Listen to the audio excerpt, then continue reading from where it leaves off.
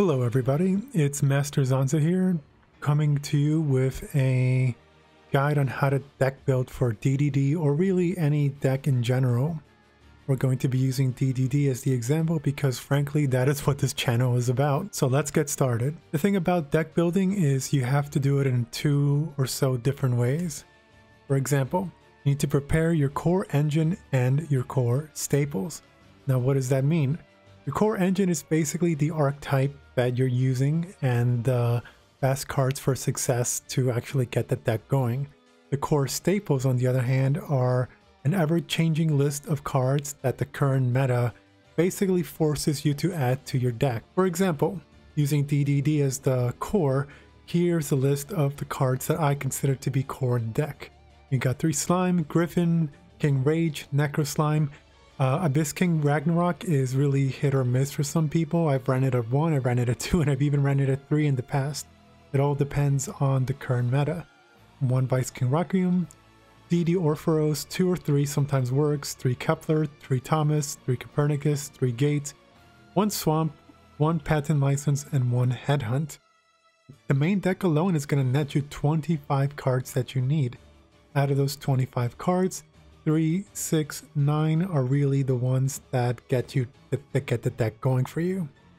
And for the extra deck, for extra credit, we also have Flame King Gengish, either at 1 or 2, 1 Siegfried, 1 Gengish, 1 Caesar, 1 Doom King Bright Armageddon, 1 Gilgamesh, and 1 Deus Machinex. The reason why I didn't include Little Caesar and King Tell is because sometimes those cards are hit or miss. Going into the Master Duel staples. Keep in mind, I say Master Duel because in the TCG, this list is going to be very different.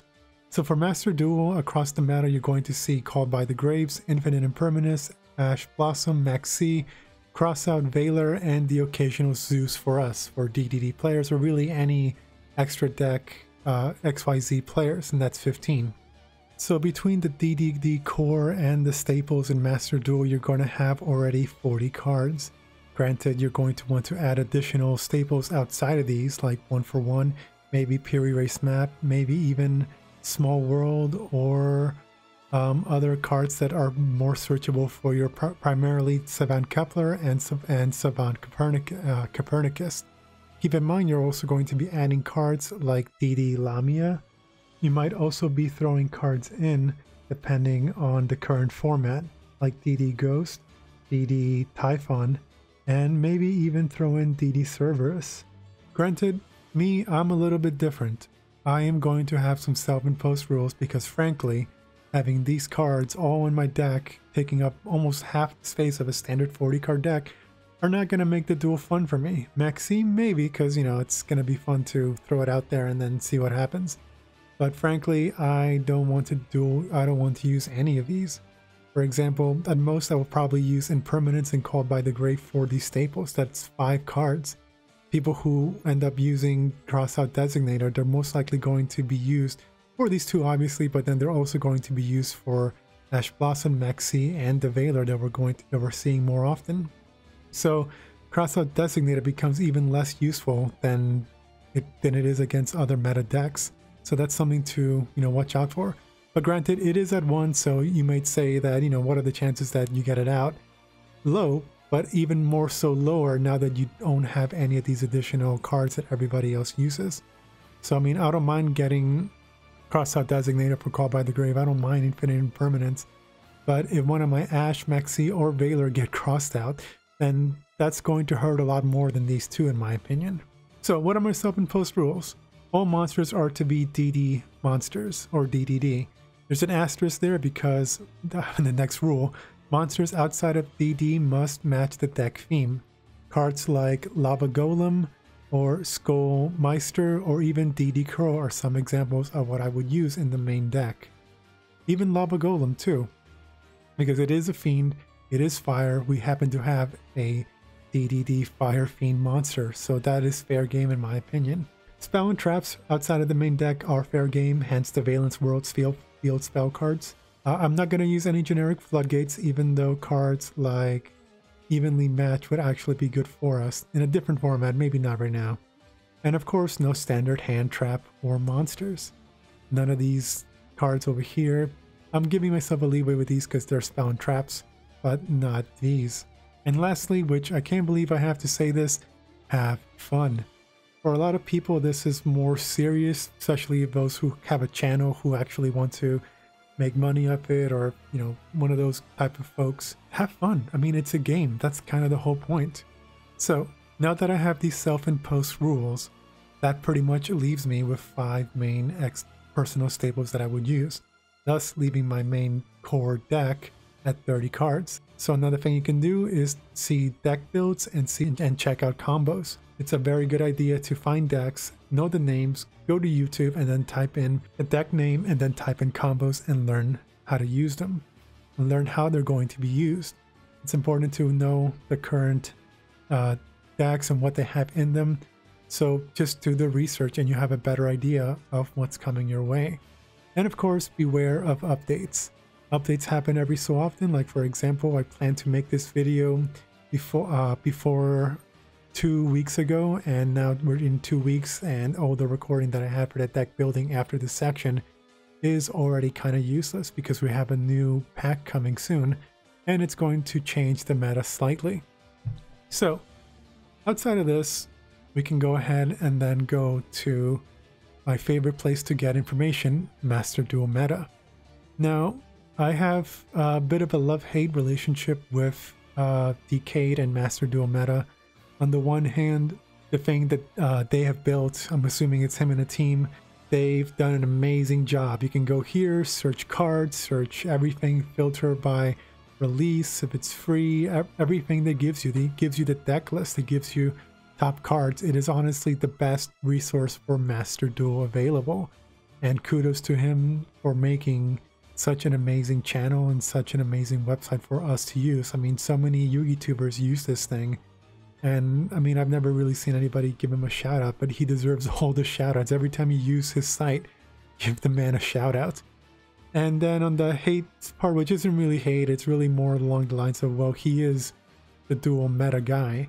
And so of course he's going to bash lower tier decks, anything below the meta. And sometimes when I hear that, you know, it irks me a little bit, but what are you going to do? The meta speaks for itself. It's going to be what it is, and it's tier 1, tier 2 decks for a reason. I mean, I don't even think we make the rogue deck list. Like if we look here at the top decks in the last 2 weeks, we obviously have Runic Sprite by itself. Branded Despia is still a thing. Punk is making its way turn here. But then the discrepancy between something like Punk, which they gave it a rank of 28 versus Runic Sprite of 75, that tells you something, that there's a huge difference between tiers. Like if we go into the tier list, it gives it a power of 21.7. I don't know what the scale is, but the fact that it's the highest one out of tier 1 should tell you that this is the best deck. Sprite, the second tier 1 deck based on this analysis, its power level is only 13.4, followed by Branded Despia at 7.1. These numbers alone should tell you that the majority of decks you're going to see in the upper tiers are going to primarily be Runic based or Sprite deck or Sprite based. Granted, they're going to be off-tier decks that are going to run circles around them, but it is what it is. You can't really do anything. Like if we go further down, we're going to see Live Extra Sisters have made a comeback recently. I haven't played them recently. MathMac used to be tier 2 and tier 1 a couple weeks back, and now it's all the way down here. And frankly, I don't even see, they don't even have an option for Rogue. Like for example, if we go to top decks, let's see here, do we have Sephra? No. New card, spicy decks. Are we even in the spicy deck category? Let's go. Did anybody upload a DD deck? Just one DD deck. So looking back at the tier list, we're going to take a look at tier 1. Right now I am in silver because I failed to get to platinum before the end of last month, so I couldn't start out in gold again and then work my way up again. So I'm in silver. I'm not going to see a lot of Runic Sprite. I'm not going to see a lot of Sprite. I might see a lot of Branded Despia. I might see a combination of all these cards down here. I don't expect, based on experience, that I'm going to run into a lot of these. Maybe one every 10 duels, for example. But it's still important to make your deck based around these. So let's take a look at the deck that we have here. I don't really know a lot of the Sprite cards. I know a lot of the Runics. And right off the bat, from memory, the best card to deal with Runics is going to be Bright Armageddon. If you take a look at the card, it says your opponent cannot target monsters you control with card effects. And of course, if you look at all the runic cards, except this one here, like target one special summon monster your opponent controls, destroy it. So we have your target one effect monster your opponent controls, target one spell and trap, can't do anything about that. Target one face-up monster on the field, etc. So right off the bat, summoning Bright Armageddon through its normal means or summoning it through Gilgamesh pretty much gets rid of half the deck being a problem to you. Then we have the Sprite monsters. For example, this one, discard special summon, you can add one Sprite monster, so this is an extender. You want to negate that. Special summon one Sprite monster from your deck, that's something that you want to negate. Sprite Carrot, they all have the same generic effect of special summoning themselves. So the card that we do want to watch out for is obviously Lava Golem at 3, so I mean that's going to be a pain in the ass for us, and that's the reason why I would probably leave the rank 4 and rank 5 DD monsters on the field on their own if I'm going first. Caesar cannot negate Lava Golem, it's just what it is. And then Triple Tactics Talent, again, as I mentioned before, this is a card that I most likely will be adding. Let me take a look at the extra deck. We don't care about sprites, I'm sorry, about runics. Sprite effect, this card is banned in the TCG. Let's see what it does. Cannot be used as link material to link summon this turn. Your opponent cannot target monsters this card points to. With card effects, during the main phase, you can target one level 2 monster in your graveyard, or if your opponent controls a monster, you can target one rank 2 link 2 monster instead. Special summon it. So most likely they'll set up Masquerine to summon that. Then they're going to summon another link 3 to go into Nightmare Unicorn, bounce back your cards, or they're going to go into Mekk-Knight Crusadia, which is going to be a pain in the neck to deal with. So that's the deck that we have to deal with. Bright Armageddon pretty much gets rid of the majority of the runic cards, so we don't have to worry about that. Let's see, you can draw one, when this card is linked summon, you can discard one card and target one card in the field. Again, Bright Armageddon does not fear Nightmare Unicorn, any of the runic cards. The only cards you really have to watch out for are Crusadia. You want to negate the Masquerine effect at all costs, so you want to let them do their entire play. And then once they summon Masquerine, or they summon this to summon the Masquerine from the graveyard, then you would negate either Sprite Elf or Masquerina. Since its attack is 800, I would probably let Elven Sprite, let Sprite Elf summon Masquerina, so then we can negate the effect and then run through that measly 800 defense, so they can't do anything on our turn. Like for example, it says during your opponent's main phase, so yeah, we can't do anything with that. Mekk-Knight Crusadia, in order to get rid of it, we basically have to get King Rage and then get Laplace from the deck, normal summon Laplace, and then run over Crusadia. We can also use cards like Dark Ruler No More to get rid of it. When this card is link summon, your opponent cannot target this card with card effects. Also, their monsters cannot target monsters for attack except this one. Once for battle, during the damage calculation, this card battles a special summon monster. You can make this card gain attack equal to the opponent's monster's attack currently during that damage calculation only. If this link summon card you control is sent to the graveyard by an opponent's card, you can shuffle one card on the field into the deck. So that doesn't target, so getting rid of it is probably going to get rid of our Laplace or any other cards. But DDD can actually work through this. I mean, if we go first, great. Just straight up summon Armageddon. If you can leave it on its own, it would be great, so you can avoid the Lava Golem. That way you buy yourself one turn and then just set your cards. But I mean, it is hit or miss. You just have to really play around with it. That's the reason why I run cards like Pendulum Reborn inside of my main deck, is so that I can get Lava Golem or get Kaiju'd, and then I can just activate it, summon it. I'll probably have Oblivion King as a scale, and then I'll get maybe 2-3 summons out of the whole deal just with one Pendulum Reborn.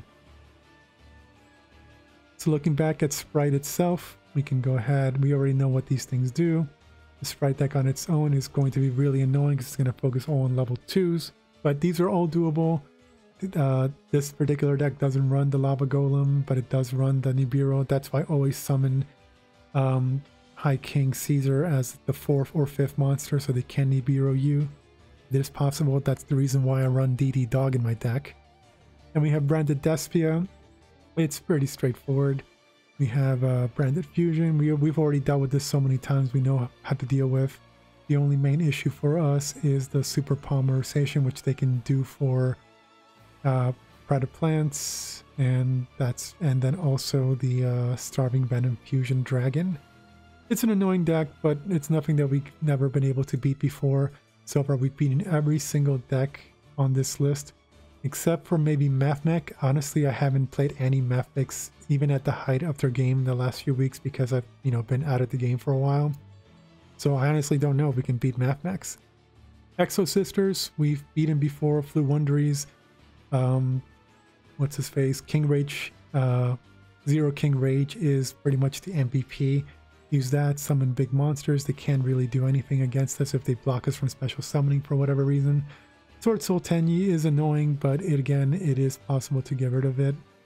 Throw in Dark Ruler No More, or just bait out the Baron de Fleur. So now that we have an idea of what we're up against, then we can go ahead and start deck building. But that's going to have to wait until next time. This video is running a little longer than expected, especially because I wanted to do a lot more. But anyway, let me know what you guys thought of my current thought process and my own self-appointed rules for building decks. Like, share, subscribe, and let me know what you guys think. Have a nice day, guys.